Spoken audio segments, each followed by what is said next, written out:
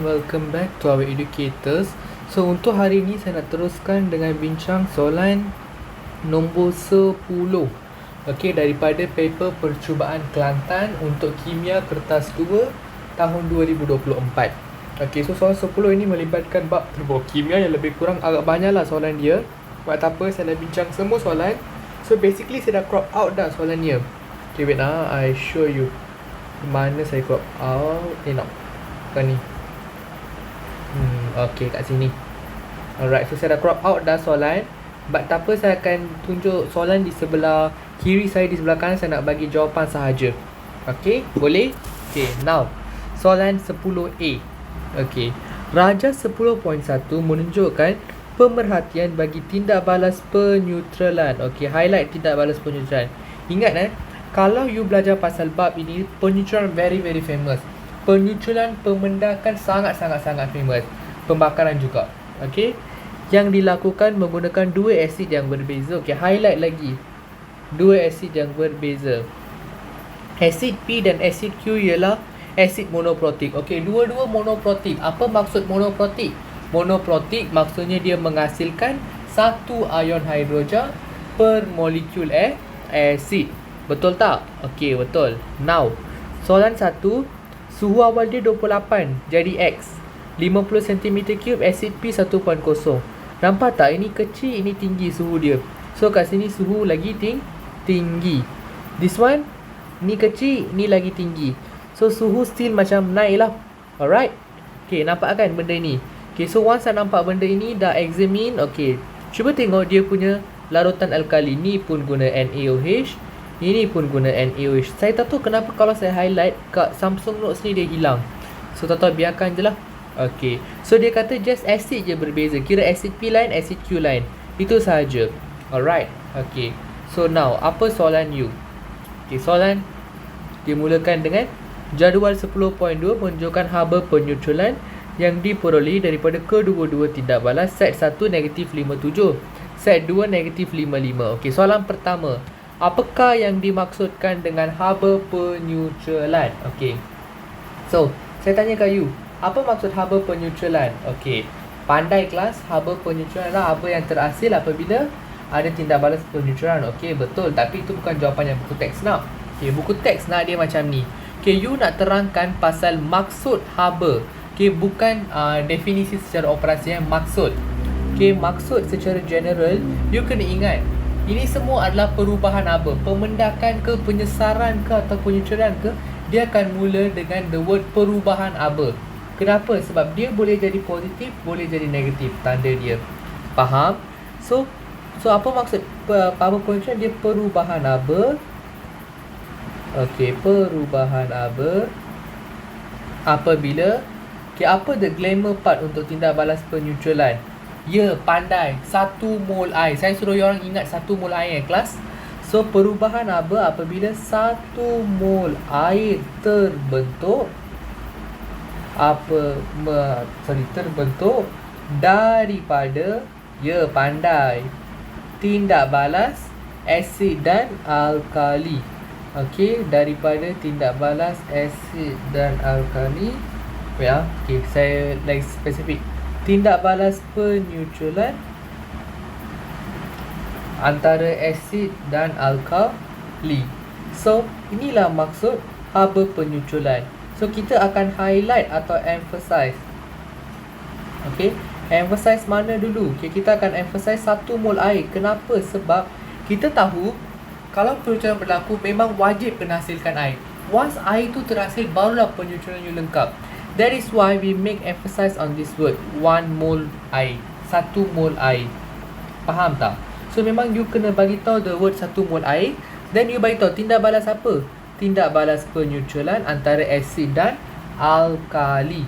So this should be your second word. So ini dua lah membawa satu markah yang sangat berharga kepada you. Ingat tu, kalau orang tanya apa haba peneutralan, perubahan haba apabila 1 mol air terbentuk daripada tindak balas peneutralan antara asid dan alkali. Settle? Itu sahaja. Okay, so ini jawapan untuk soalan 1. Soalan pertama yang first one lah. Wait nak padam sikit. Saya letak satu kat sini. Okay, done. Now, soalan 2. Min 1, 2, 1 Roman 2. Okay. Berdasarkan jadual 10.1. Mana jadual 10.1? Ini jadual 10.1. Okay, nyatakan asid yang sesuai bagi asid P dan Q. Tulis persamaan kimia bagi tindak balas yang berlaku. Okay, jom. Cuba tengok kat sini. Set 1 negatif 57. Ingat, kalau you ada nilai teori haba penyusulan yang mana nilai dia negatif 57. Okay, negatif tu menunjukkan pembebasan haba. Itu second issue. But kalau nilai dia 57, ingat, 57 is the highest value for haba penyusulan. So maksudnya dia tindak balas antara dua-dua kuat, asid kuat dan alkali kuat. Faham? Kalau negatif 55, dia ni alkali kuat tapi asid lemah, ataupun asid kuat alkali lemah. But in this case dia guna alkali yang sama, dua-dua alkali kuat, NaOH. So semestinya set 2 mestilah asid dia lemah, set 1 mesti asid dia kuat. Kenapa nak tahu asid? Macam mana saya tahu asid dia kuat? Tengok nilai. Okay, kalau nilai dia tepat 57, maksudnya dua-dua kuat. Kalau bukan 57, bawah negatif 55 semua tu, ingat, satu kuat, satu lemah. In this case, dia dah bagi tahu yang kuat dia NaOH. So semestinya asid dia, which is asid etanoik, adalah asid lemak. Tu you kena tahu. Dapat ke tak? Atau aku tengah bebel seorang-seorang ni? Comment down, dapat ke tak? Okay. So now tulislah apa nama asid P. Okay. Dayu yang kata asid P asid kuat, dan dia minta nama tau, dia bukan minta formula. So the answer is either asid hydrochloric or asid nitrik. Sebab itu dua je monoprotik. Okay. Dan asid Q, dah kata asid lemah. Okay, apa asid lemah? Asid lemah yang paling famous yang monoprotik adalah semestinya asid kelas asid mana? Yes, asid etanoik. Okay. So itu adalah asid etanoik. Ingat, asid lemah yang paling glamour, paling famous adalah asid etanoik. Faham? Dan asid kuat yang paling famous kalau monoprotik, either hydrochloric atau nitrik. Kalau diprotik, sulfuric. Ingat macam tu. Dan you kena ingat nilai ni, buku teks memang dah terang secara terperinci about this nilai. Okay, now persamaan yang berlaku di set 1 dan set 2. Okay, set 1 dahulu. Okay, you tahu HCl bertindak balas dengan NaOH. So nanti dia separate. Jangan kata you tak tahu separate. Separatekan kepada ion-ion dia. So ion yang terbentuk ni adalah, ni adalah H+, ni Cl-, ni Na- plus dan ni OH-. Ambil anion, cation kepada partner acid. Yang ini cation dia gabung dengan anion acid. So semestinya dia jadi NaCl dan juga H2O. So this is the answer. This is the persamaan kimia yang seimbang untuk set 1. Okay, now set 2. Wow, banyak juga yang 6 markah. Okay, set 2 you tahu asid etanoik, betul? Okay, so asid etanoik ni CH3 COOH plus NaOH. Okay, apa formula garam yang terhasil? Okay, separatekan dulu. Ni partner kepada asid, dia bagi Na plus dan OH minus. This abang bagi CH3 COO minus dan H plus. Ambil cation kepada partner asid, gabungkan dengan anion dia. So ingat, itu asid lemah. So mestilah anion akan duduk kat belakang. Ya, pandai. So CH3 COO Na dan juga hydrogen. Settle lah. Ni cara jawab soalan nombor 2. Okay, ingat, kalau tindak balas asid, you kena separatekan dia kepada ion-ion dia, then baru you boleh buat. Tanpa you buat that step, kalau you buat, you memang tak masuk. Faham ke? Okay, now next question. Okay, so dah betul lah sekarang. Semua dah perfect, right? Okay, so macam mana markah diberi? Okay, so untuk soalan nombor 2 ini dia ada 6 markah kan? Okay, so markah pertama you eja nama asid P dengan betul. Sama ada HIDROKLORIK tu ataupun you eja sebagai asid nitrik. Dah betul. Benda tu lengkap. Understand? Okay, itu satu. Next, untuk asid P, you eja nama dia dengan betul. Asid etanoik. Ingat you tulis formula memang salah. Okay, we want nama. Kita dah specify nama, so just bagi nama sahaja. Jangan sesekali you bagi formula kimia. Faham? Okay, itu satu. Nombor dua, untuk yang tulis persamaan ni pun you specify. Persamaan dia, ingat markah untuk persamaan macam ni. Ni satu dah dua. Yang ni dua, yang ni dua. Okay, macam mana kita bagi dua tu? Okay, formula bahan dan hasil betul. Dua-dua kena betul. Semua empat-empat kena betul. Baru dapat markah untuk formula tu. Faham? Next, persamaan kimia you kena seimbang. Kita akan tengok, tak seimbang tak dapat another 1 mark. So in this case tak perlu seimbangkan. It's just a matter of you create formula yang betul. Okay, so dah create semua, all done lah. So dapatlah you punya 2 markah kat sini, 2 markah kat sini. Faham ke? So saya bagi 5 saat, you salin dulu. Next question, kita nak jump kepada question number 3. Okay, so now soalan seterusnya. Tentukan nilai X yang ditunjukkan dalam darjah 10.1. Okay, nilai X adalah suhu maksimum yang dicapai dalam tindak balas tersebut. Muatan haba tentu berikut. Okay, so darjah 10.1 you mana? Yang ini. Okay, so dia nak nilai X, betul tak? Okay, so you kena kira nilai X lah. Okay, nilai X adalah suhu tertinggi. Okay, fine. So saya clear sekarang. Okay, so jom kita cuba cari ni soalan 3 kan. Okay, 3. Bising lah foto ni. Okay, so first step first, you cari bilangan mol dahulu. Atau lagi better, you buat persamaan kimia. Okay, so X kat sini kan. So you tahu asid PU adalah asid hydrochloric, betul? So buat dulu persamaan kimia. So in my case, saya boleh copy paste je persamaan kimia. Sebab saya guna tablet. Beruntunglah kan ada teknologi macam ni. You jawab kat kertas exam, no copy paste all. Salin balik. Okay, salin balik and then okay. Ingat, you nak buat further calculation, persamaan kimia you betul. Sebab kalau persamaan kimia you salah, tak seimbang, you punya nilai mol salah. Nilai mol salah, semua salah. So it's very important to be careful. Okay, so now jom kita cari bilangan mol. Ingat apa-apa pun cari dulu bilangan mol. Okay, so bilangan mol yang sedia ada, kita tahu asid ni ada 50 semua ni kan. Okay, so jom kita cari bilangan mol HCl. Sebab kita ada maklumat untuk HCl. Okay, so when you cari, guna formula N sama dengan MV per 1000. Kenapa ada per 1000? Unit isi padu berbeza. Ini decimeter cube, ini centimeter cube. So adalah per 1000 tu. Okay, so MU berapa? 1.0 mol per decimeter negatif 3. My student, saya memang galakkan diorang tulis dengan unit. Kenapa? Sebab baru diorang tahu kenapa cutting tu macam tu, kenapa jawapan begini. Kalau you tak tulis unit, you simply ingat nilai N adalah, unit untuk N adalah mol, no point you belajar. You belajar, you kena faham kenapa macam tu, kenapa macam ni, kenapa macam tu, kenapa macam ni. So that is why saya terang every part. So sekarang when kita dah letak bagi 1000, kita consider unit ni dah sama dah. So boleh cancel terus. So remaining tekan calculator. So 1.0 darab 50, tekan calculator, then bahagi 1000. You orang bagi jawapan kepada saya. Kuat menguap dari tadi korang ni. So you dapat 0.05 mol HCl. Okay, cuba kira untuk NaOH. Kenapa? Sebab dia dah ada information untuk NaOH pun. Actually dia akan dapat nilai yang sama je tau sebenarnya. But saya kira juga. Kenapa kena kira? Sebab sometimes memang skema nak you kira juga untuk dua-dua, walaupun dua-dua dapat nilai yang sama. Okay, so better kalau dah ada sufficient information, bilangan maklumat yang dah cukup, kira je.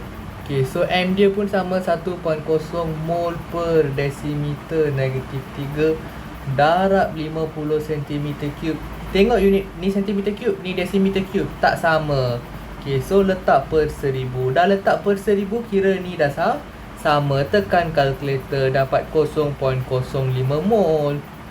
So just sama sahaja, tak ada apa yang different pun. Okay, so lepas dah kira bilangan mol ini, okay, now you kena buat apa? Okay, you kena cuba buat Q equal to MC theta. Okay, faham? Tapi nak buat Q equal to MC theta ini, dia ada satu syarat. Okay, which is, okay, mari saya tunjuk. Okay, kalau you nak buat Q equal to MC theta, you ada satu halangan. You tak tahu Q, betul tak? Nilai Q you tak tahu, nilai theta pun you tak tahu. So you tak boleh buat yang tu. Tapi you boleh guna jadual ni, which is untuk set 1 dia kata 1 mol membebaskan 57 kilojoule tenaga. Betul tak? Okey, so maksudnya 1 mol bebaskan 57 kilojoule haba. Betul? Okey. So kalau 0.05 mol pula dia bebaskan berapa?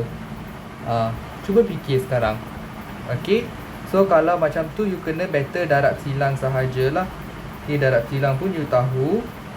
Okay, so 57 bahagi, saya buat 20 lah. Okay, so you dapat 2.85. Betul tak? Okay, so kiranya question mark ini sama dengan 2.85 kilojoule. Kiranya inilah nilai Q you sekarang. Faham tak? Sebab nilai Q adalah nilai haba untuk bilangan mol sedia ada. Maksudnya bilangan mol you bukan untuk satu. Sebab kalau bilangan mol you untuk bilangan mol you 1 mol, kiranya you akan cari delta H. Q ini bukan untuk 1 mol. Q ini yang sedia ada. Sedia ada you berapa? 0.05. So sedia ada punya haba adalah 2.85 kilojoule. Okay, so mari kita buat kat sini. Q equal to MC theta. Dan you tahu kat sini nilai Q mesti dalam unit joule sahaja, tak boleh dalam kilojoule. So tukarlah, iaitu you kena darab 1000. Kan kilo kan 10 kuasa 3 kan. So you tahu yang ni 2850 joule. Okay, how about the mass, which is volume lah. Okay, volume of acid yang ada. Okay, so cuba tengok. Okay, ingat MU you akan dapat lepas you campur asid dan juga alkali, betul? So MU sebenarnya 50 tambah 50 okay, centimeter cube. Tapi unit untuk M yang standard adalah gram. Okay, kenapa gram? Okay, you ingat simply macam ni je. You ambil isi padu yang ada, isi padu yang sedia ada. Untuk penyucuran you kena ambil dua-dua. Sama juga untuk pemendakan, tapi penyesaran berbeza tau. Okay, so yang ni you campur dua-dua kan, baru you dapat air tu. Betul tak? Baru penyucuran tu berlaku. So you campur 50 dan 50 100 cm3 tu you simply tukar kepada gram. Tu je, tak payah ingat apa-apa. Actually there is a thing which is you darab dengan 1 gram per cm3. But tak apa, you make your life simple. M ini you buat apa? You ambil isi padu asid. Isi padu asid dia berapa? 50. You ambil isi padu alkali you berapa? 50 tambah 22 you dapat berapa? 100. Tulis je 100 gram. Ingat unit untuk M ini gram. Okey, bukan kilo Ya betul, saya faham kat sini centimeter cube. So 50 centimeter cube, 50 centimeter cube, 100 centimeter cube kan. Kiranya kita anggap isi padu jisim larutan aqueous tu adalah sama dengan ketumpatan which is 1 gram per centimeter cube. So kita cancel, kita dapat 100 gram. It's just kita darab dengan 1 gram per centimeter cube. But tak payah, just make your life simple. You nak dapat M tu, you tambah dua-dua isi padu, cukup. Tu je. Okay, letak unit gram kat belakang. This method applicable for all questions. Dan juga C. Okay, C you berapa? 4.2 joule. Wait I ambil yang standard tu. Joule gram negative 1 per degree Celsius. Okay, ada student tanya kat saya, cikgu, kenapa you kata unit Q ni mesti joule? Ingat, you tengok unit C you. Unit C you mula dengan J kan? So sebab tu lah unit Q you mula dengan J. Faham tak? Dia tak boleh kilojoule. Sebab ni wajib dengan J supaya nanti kita buat calculation, kita boleh batalkan, boleh cancel off. Faham? Okay, theta you tak tahu. Okay, theta ni apa? Theta ni sebenarnya perubahan suhu. So boleh ke kalau you nak letak X ni tolak dengan 28? Tak payah. No. Okay, tak payah semua. Just letak theta saja. Kita nak cari theta dulu. Okay, sebab dia nak nilai theta tu sebenarnya. Tu yang dia kata sebagai X. Faham tak? Ya ke? Tak. Sorry, nilai theta tu perubahan saja. Perubahan. Theta kat sini X as perubahan suhu tertinggi tolak suhu terendah. Dan nilai beza tu lah theta. Okay, so just letak theta je dulu. Dapatkan dulu perbezaan dia. Okay, so now tekan 100 darab 4.2 420. Betul? Okay, so wait 2850 joule sama dengan gram ni boleh cancel. Betul tak? Okay, So yang tinggal adalah 420 joule. Okay, ni pun degree Celsius, itu pun degree Celsius. So tu pun akan cancel juga sebenarnya. But in this case, just tulis je dulu degree Celsius times with theta. Okay, so you potong-potong. Okay, you bawa ni ke sebelah sana, which is 2850 bahagi 420. So you dapat, you punya degree Celsius punya ni sebagai, wait lah, saya tulis 2850 joule per dengan 420 joule per degree Celsius. Joule dengan joule cancel, degree Celsius bawa naik atas. Okay, so dapat 6.79 degree Celsius. Okay, so tu satu. Tapi yang ni adalah nilai suhu tertinggi, betul?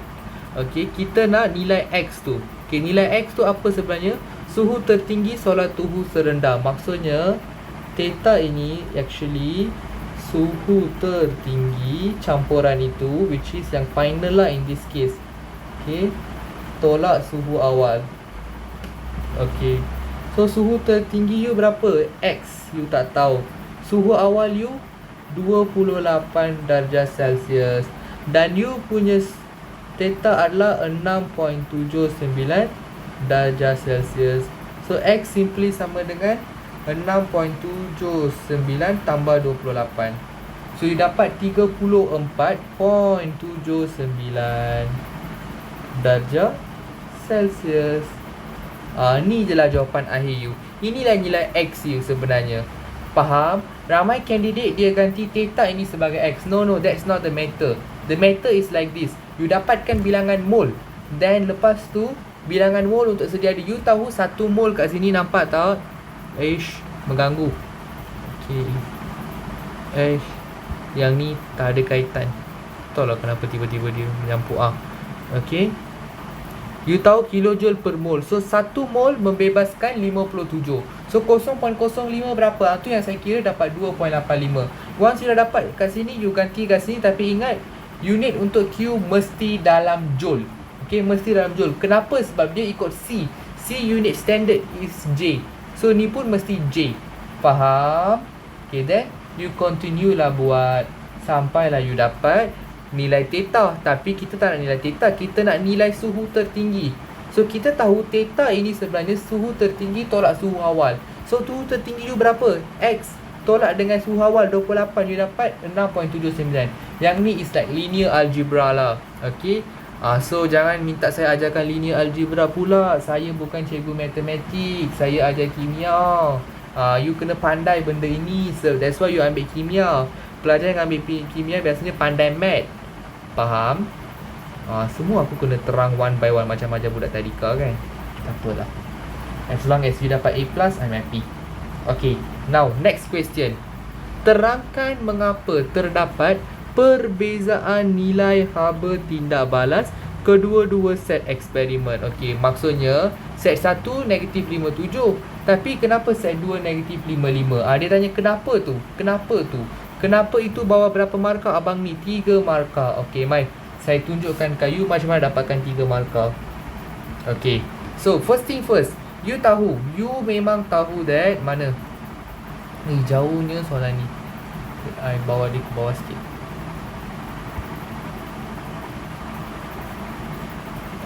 Okay, cantik sikit. Okay, you tahu asid P adalah asid kuat, asid Q adalah asid lemah, betul tak? Betul? Betul ke tak?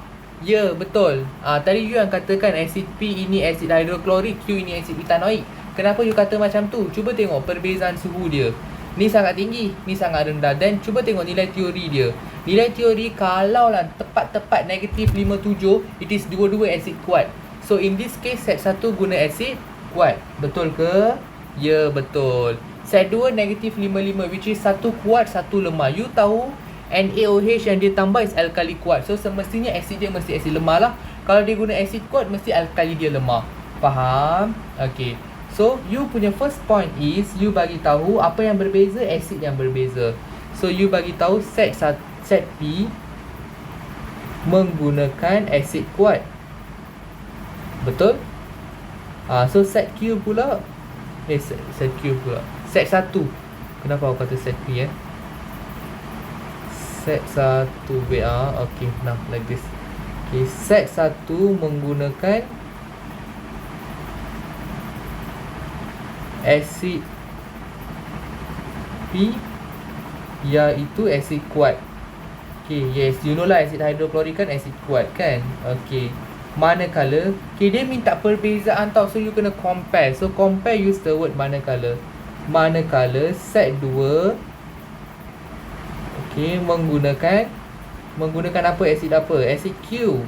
So when dia menggunakan asid Q ini you tahu asid ethanoik. So asid ethanoik asid kuat ke asid lemak? Ya, betul, asid kuat, iaitu asid lemak. Okay, this is your first point. Okay, once you dah beritahu macam ni, okay, bagi your second point. Okay, apakah point kedua you? Okay, wait letak kat sini. Okay, 1. Okay, nombor 2. Point nombor 2 you tahu asid kuat mengayon lengkap dalam air, while asid lemah mengayon separa dalam air. So it's just bagi tahu asid P, okay, mengayon lengkap. Okay, jangan kata mengayon penuh ke, mengayon sepenuhnya boleh. Okay, mengayon lengkap dalam air. Okay, ini ada kaitan dengan bab asid tau sebenarnya, bab asid base. Okay, manakala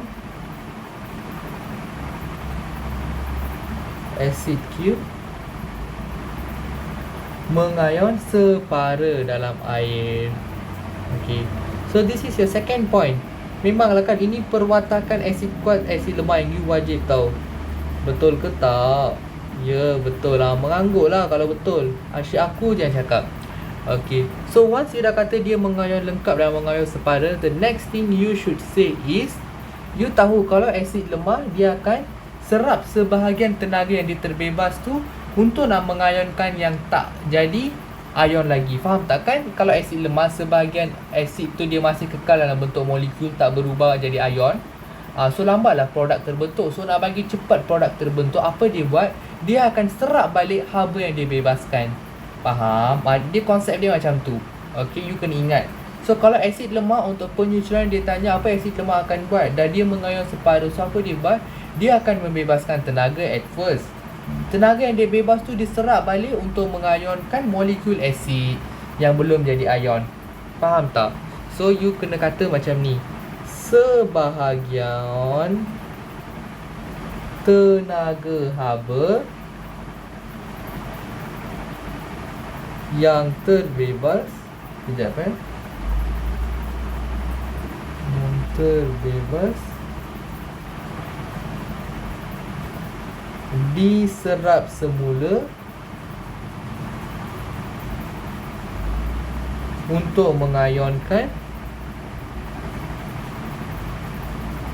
molekul, mengayonkan molekul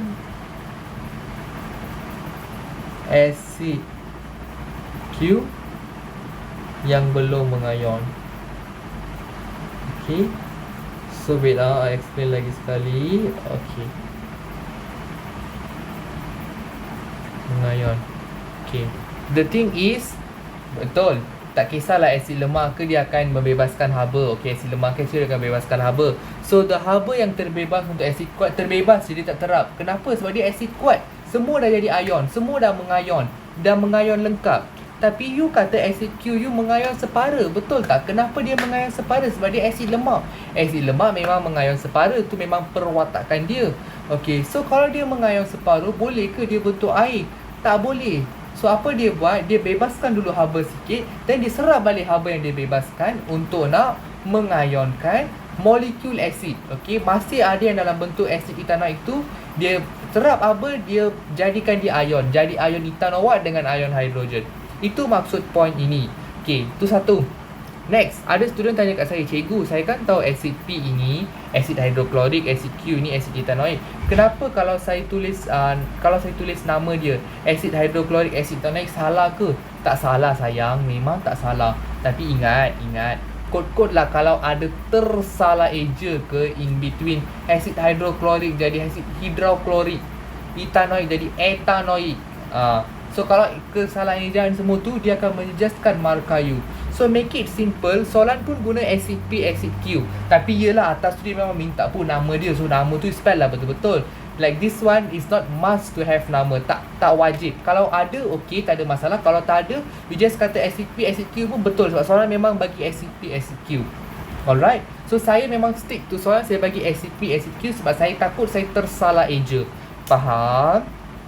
Kalau you confident you boleh eja dengan betul tanpa careless mistake, go ahead. You boleh kata set 1 menggunakan asid hidroklorik iaitu asid kuat, manakala set 2 menggunakan asid etanoik iaitu asid lemah. Asid hidroklorik mengayon lengkap dalam air, manakala asid etanoik mengayon separa dalam air. Sebahagian tenaga haba yang terbebas diserap semula untuk mengayonkan molekul asid etanoik yang belum mengayon. Boleh je nak mention macam tu. You nak add nama boleh, tak ada masalah. Okay. So settle untuk soalan yang ini pun, which is soalan keempat, right? Okay. So 3 markah you kat mana? Okay, markah pertama you saya akan bagi when you mention ni asid kuat dan asid lemah, you compare. Okay, satu tick. Tick. Ingat, lepas you mention dia kuat ke lemah, you wajib top dia punya pengayonan. Yang mana mengayon lengkap, yang mana mengayon separa. Konsep ini terpakai juga untuk bab acid base. Kalau dia bagi nilai pH tak sama tapi kepekatan sama, sama juga. Bagi tahu yang mana kuat, yang mana lemah, then the next sentence it should be yang mana mengayon lengkap, yang mana mengayon separuh. Ingat, dia memang pairing macam tu. Okay, lepas benda ni mesti benda ni, tak boleh benda lain. Okay, so ini markah kedua you. Dan markah ketiga you is this one. Sebahagian tenaga haba diserap semula mengayonkan molekul asid. So this point ada, kita bagi markah ketiga you. Aku tanda guna highlighter, dahsyat aku. So this is the 3 marks. A very easy 3 marks but crucial. Kenapa? Sebab dia perlukan teknik menjawab yang betul. So saya dah mengajar dah teknik menjawab ni. Saya tengah duk membebel mengajar teknik menjawab ni. Semata-mata you faham, you dapat. That is why. Okay. So please jangan pandang leka benda-benda macam ni. Benda-benda macam ni lah yang membazirkan peluang you guys untuk dapat A+ dan A solid. Itu sahaja. Biasa student A+, student A dia tak dapat A+ sebab macam ni lah. Tenaga haba dia tak mention. Dia kata sebahagian tenaga. Tenaga apa? Tenaga haba. Tenaga ada banyak bentuk. Betul tak? So please be careful. Understand? Okay, now soalan B pula. Okay. Sorry saya banyak pause video time record. Ada isu yang tak boleh dielakkan, but tak apa. Okay. So jom baca soalan. Okay, baca soalan kelas. Raja 10.3 menunjukkan pek sejuk dan pek panas yang mengaplikasikan konsep termokimia dalam kehidupan seharian. Okey. Nyatakan jenis tindak balas yang berlaku pada pek sejuk dan panas. Bandingkan. Wow, best juga soalan ni pun Bukan nak kata susah, but dia lebih kepada berfikir. Okay, so tak apalah. Apa-apa pun kita cuba jawab. Okey. So pasal pek sejuk dengan pek panas ni kan, memang benda ni sangat selalu ditekankan dalam syllabus SPM, but students je yang agak pandang leka tau pada this one. So better you all please give focus for what I'm going to teach after this, supaya you orang tak keliru pula. Faham ke? Okay, saya bagi 5 saat, you orang fikir dulu jawapan. Fikir? Okay, so you tahu, you memang tahu saya harap. Okay, jangan kata tak tahu. Okay, jenis tindak balas yang berlaku pada pek sejuk. Nama pun pek sejuk, betul tak? Okay, so pek sejuk dia mestilah sejuk. Dia mula dengan S. So dia semestinya endotermik. Ya, betul. Okay, ramai kata exotermik. Okay, dia macam ni. Okay, pek sejuk dan another one pek panas kan. Okay, so ingat, sejuk ini dia ni kawan baik dengan, dia tak ada X, dia tak ada EX ni sebab dah ada S kat dia. Cara nak ingat lah, cara nak ingat. Okay, so ingat endo. Okay, kawan dia endotermik. Okay, while panas, kawan dia exotermik. Okay, so ni tindak balas dia. Okay, so kalau dia tanya jenis tindak balas, sejuk mengalami endotermik, tindak balas endotermik, panas exotermik. Itu yang pertama lah. Okay, so wait saya crop sikit benda ni cantik. Okay, bagi dia cantik sikit lah. Okay, 1. Okay, next, nombor 2. Okey. Nombor 2, dia suruh bandingkan tindak balas. Satu, dari segi perubahan haba, perubahan suhu, jumlah kandungan dan perubahan haba. Wah, ini macam ada kaitan dengan dia punya gambar raja tenaga tu, aras tenaga tu. Okey, dah apa. So saya suka buat diagram. Okay, diagram pula jadual untuk bandingkan. Okey, so ni jadual. Okey, pecahkan kepada 2. Okey, so pecahkan kepada 2 tu, you tahu satu pack sejuk, satu pack panas kan. Okey, so ini pack sejuk punya dan yang bawah ni adalah pack panas. Okey, so now bandingkan dua ni dari segi aspek pertamanya. Mana dia? Okey, aspek pertama perubahan haba. So sejuk menyerap ke atau membebaskan haba? Ya, betul, dia menyerap haba. Kan you tahu kan haba bergerak dari tempat yang panas ke sejuk. Okey, so dia mesti menyerap haba. While panas dah, dia panas melampau. So mestilah dia bebaskan haba. Okey, membebaskan haba lah. Tu satu. Okey, next one. Next, you kena compare dari segi. Sekejap I nak buat the box yang tutup mana. Apalah, sekarang yang ni je. Okey, so next you compare dari aspek perubahan suhu. So yang ni menyerap haba, betul tak? Pack ni dia menyerap haba. Okey, so suhu dia meningkat ke menurun? Okey, you ingat, you kena ingat macam ni konsep dia. Ni kalau ni beaker ini dan pack ni kat sini kan. Okey, so dia serap haba. So apa kesan kepada beaker? Kesan dari segi persekitaran lah. So you know, pack sejuk dia menyerap haba, so dia punya pairing adalah suhu menurun. Okey, cuba tengok kat buku teks. Okey, saya kena explain ni lagi sekali saya rasa. Dan ni nombor kejap. Belum. Okey, ni saya tukar ke nombor 3 lah. Okey, 3 suhu menurun. Dan ni nombor 4 suhu meningkat. Okey, ni dari segi perubahan suhu. Okey, next, dari jumlah kandungan tenaga. Okey, jumlah kandungan bahan tindak balas dan hasil tindak balas. Okey, cuba check. Okey, so if they ask untuk pack sejuk, dia menyerap haba, betul ke? Ya, betul, dia menyerap haba. So mestilah jumlah kandungan hasil tindak balas lagi tinggi. Okey, ya, betul. So jumlah kandungan hasil tindak balas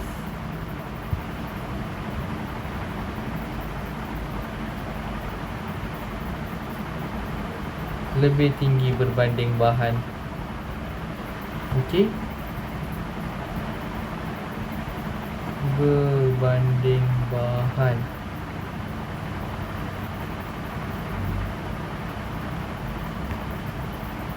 Okey, while untuk pack panas, dia ni jumlah kandungan tenaga untuk bahan tindak balas lebih tinggi berbanding hasil. Okay, I write first. Okay, so ini untuk nombor 6. Dan nombor 7 sekarang, perubahan haba semasa pemecahan dan pembentukan ikatan. Okay, so yang ni pun sama juga. Nombor 7, tenaga haba diserap. Tenaga haba yang diserap semasa pemutusan ikatan yang diserap semasa. Okey, saya tulis dulu. Okey, saya sempat juga tulis. Okey, tak apa. So untuk poin perubahan haba semasa pemecahan, dan nama pun endotermik dan exotermik. So kalau untuk pack sejuk, dia kan menyerap haba kan. So dia tenaga haba yang diserap semasa pemutusan ikatan lebih rendah berbanding tenaga haba yang dibebaskan semasa pembentukan ikatan baru. Yang ni vice versa. Okay, wait. I rasa macam I nak tunjuk konsep ni kat buku teks sebab saya rasa macam explanation saya macam tak berapa lengkap. Okay. Sebab saya pun kena polish up sikit lah this part. Mana? Where's our buku teks? Okay. Kat sini. Okay. In this page we want go to this one. Ish, slownya dia loading. Okay. Nampak tak yang pack sejuk, pack panas ni kan? So nampak ni, okay, pack gel semua ni, okay. So actually this one, soalan yang ini, activity 3C ini, okay, dia tanya pack sejuk untuk apa, pack panas untuk apa. Okay. Ingat kalau kita nak masak, nampak tak? Pernah tengok tak yang video kat TikTok kalau ada seorang budak dia promote Maggi yang instant tu, yang kita letak macam ada something, kita letak air kosong, dia akan masak Maggi automatic. So kenapa? Sebab dia membebaskan haba. Faham tak? Okay, so itu pack panas. Kalau pack sejuk, contoh atlet kan, atlet dia punya otot dah cramp, muscle dia dah cramp, so kita akan guna pack sejuk usually.